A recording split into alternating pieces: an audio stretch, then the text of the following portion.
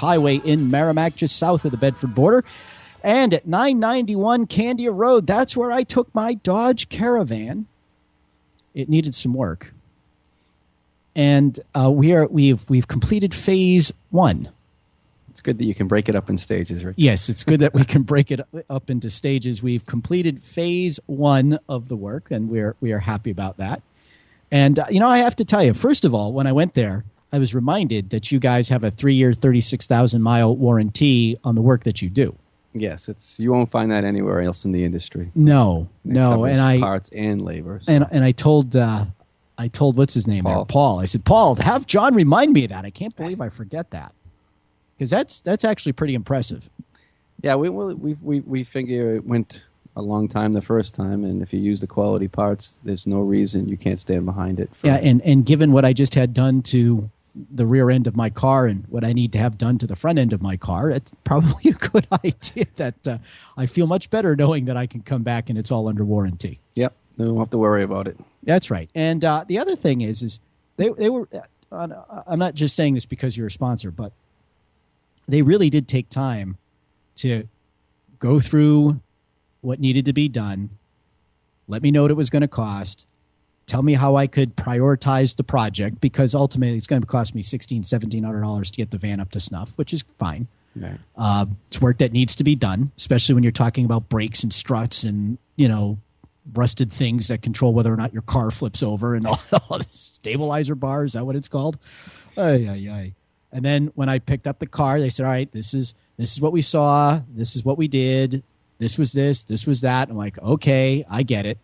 And so it worked out. It was pretty much a different experience than I've had at virtually any garage I've been to. Well, that's good. That's kind of what we try to create, is not that mystery when you walk into a shop, and we try to be upfront and truthful, and we show everybody what they need to see, and that way they understand it. And this is how clean this place is, by the way. I had to go and check something while my car was in the bay.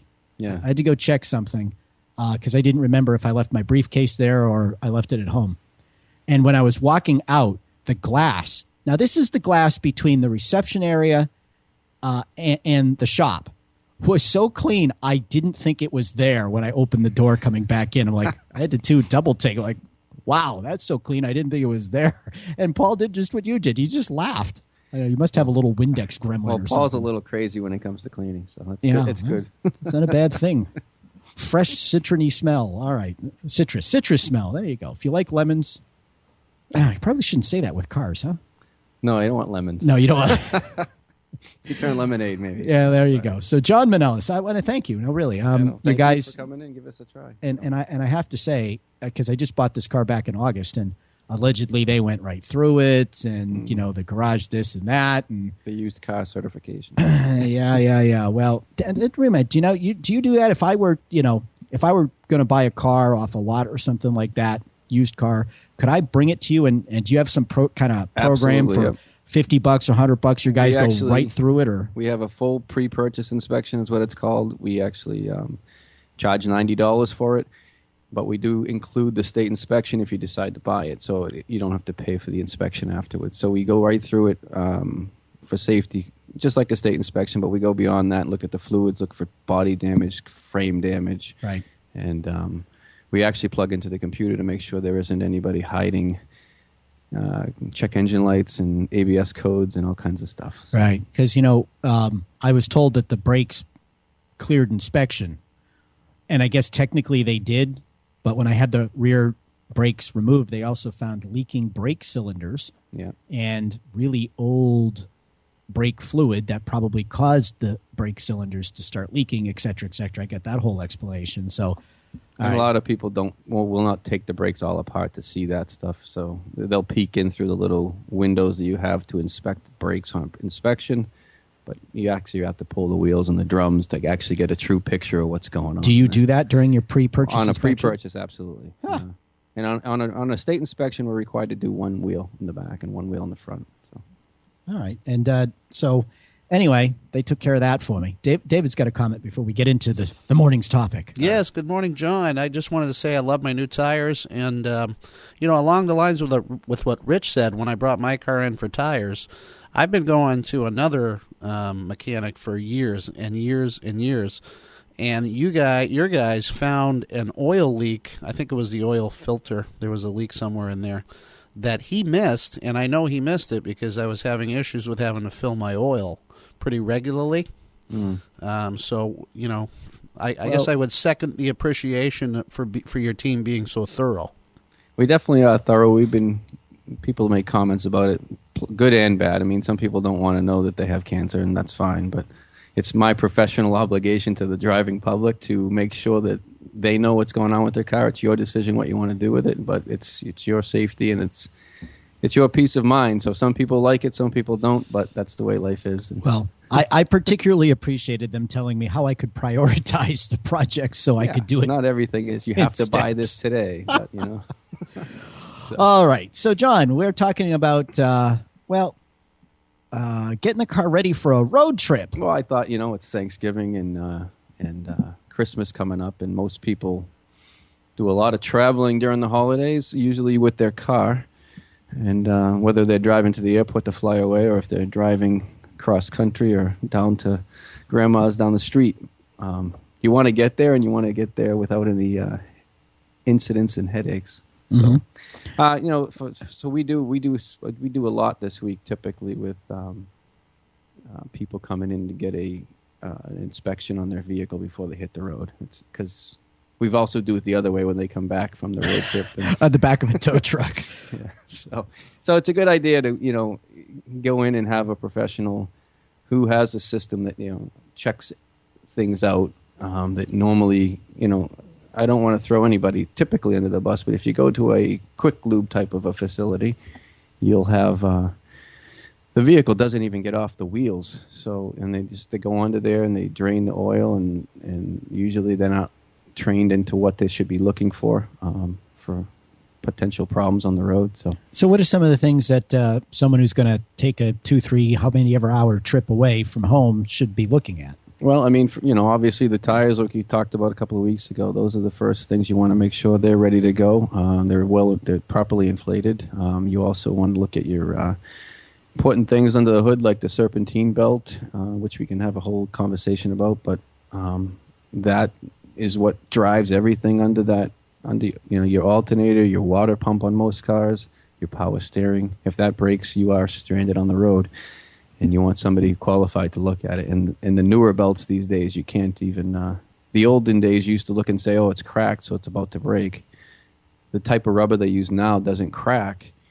It actually wears out like a tire.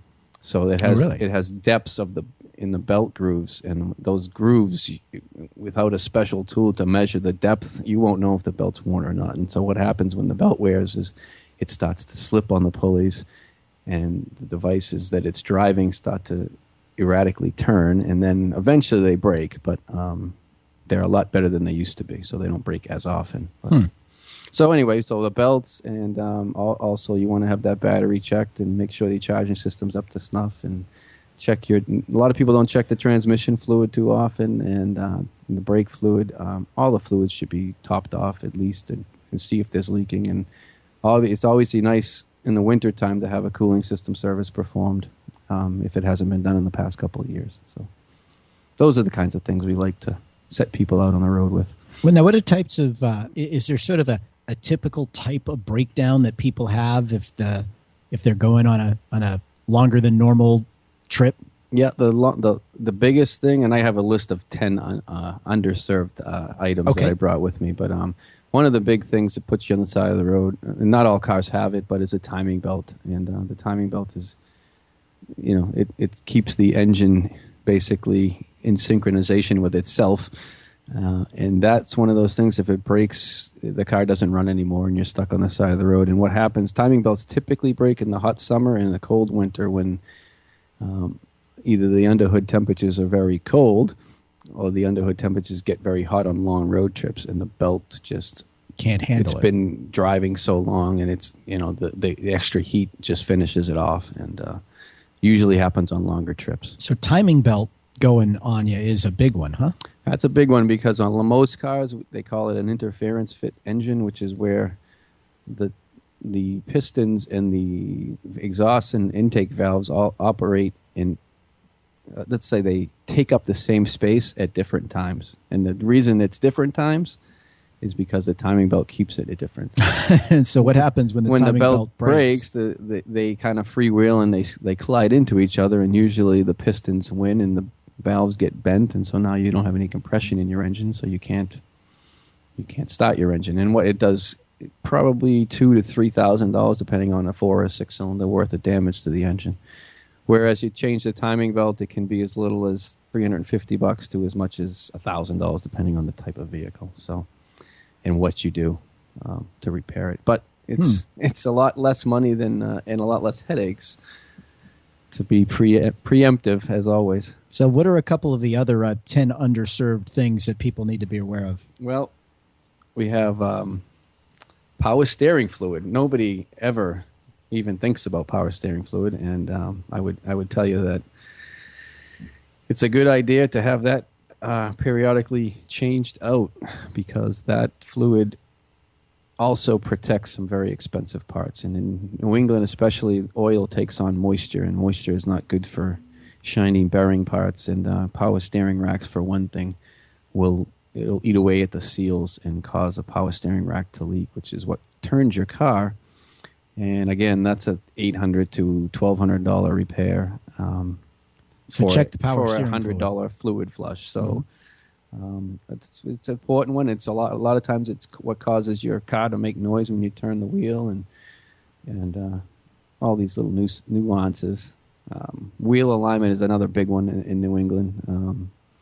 We have so many potholes in the spring and the winter, and the cars pulling to the left or pulling to the right, and or it's vibrating as you're going down the road, and it's eating away at your very expensive set of tires. So, and it can be a problem on the road too. So okay. Now, since a lot of people are going to be making long trips, a lot of times, especially eat too much turkey, get a little sleepy. What are some things, you have any tips or tricks to help keep people stay awake behind the wheel other than take a nap before you drive? Yeah, it's funny. Sometimes I'm leery of these studies, but I just had a study come up last week that it was done by Aromatic, which makes the air fresheners for cars. Of course, it's Christmas time and it's stocking stuffer season, so it could be they're trying to sell them, but they do have a study that was performed by one of the colleges, and pine actually was the one scent that far and away. I mean, here's the two things that cause the most accidents on the road besides drunk driving is fatigue and road rage, or people that are very high-strung behind the wheel. So the two scents that would help with that is pine, far and away, what keeps you alert, and strawberries, believe it or not, is what keeps you calm. So those two smells in your car will keep you going safely. So what are you supposed to do? Mix them there so that you can be calm and awake? Maybe. If my wife gets a hold of the strawberry thing, she'll probably be putting that in my car, in my coffee or something. So I can calm down behind the wheel. Oh, wow. So pine keeps you awake and strawberry keeps you calm. That's what the study showed. So maybe we can find some real evidence, but I'll give it a shot. So, all right. And if you are going to be taking a road trip anywhere, do you have like a sort of standard road trip service? Hey, John, I'm going to be driving to my sister's in Connecticut. Yep. We have Inspect for Trip. It's a typical service that we perform, and it's we look at a few more things than we normally do on our courtesy inspection, and we actually take out wrenches and tools to actually take stuff apart to look more closely. Is that something? Is that can I wait for that? Was it a half hour, 45 minutes? It's a 45-minute ordeal usually, and if we don't find too many things wrong, your car be in and out. But you may want to prepare to take one of our courtesy loaner cars if we find something and you want to get it done before you go on your trip. But all right, so Inspect for Trip at Auto Care Plus. Don't get caught on the roadside wishing you could get to the turkey or get away from it. one or the other. Get to Auto Care Plus instead at 991 Candia Road here in the Queen City, or at 784 Daniel Webster 738 Daniel Webster Highway in Merrimack, just south of the Bedford border. You'll be able to get your car inspected for the trip and know that it will be trouble-free, at least to drive. Can't promise what will happen when you're going to and from the family's house. John Manellis of Auto Care Plus, thanks for joining us this morning. Thank you, Auto Rich. Care Corner. Coming up next, the Cuisine Queen. Don't know what she's doing. She's sticking Christmas tree limbs under our noses in here. Doesn't look like I'm going to get to eat that. Traffic weather, pretend it's gin, she says. Oh, I got to party with this one. Traffic weather sports next. Thank you, Rich. Maybe she's just trying to keep you from falling asleep behind the wheel.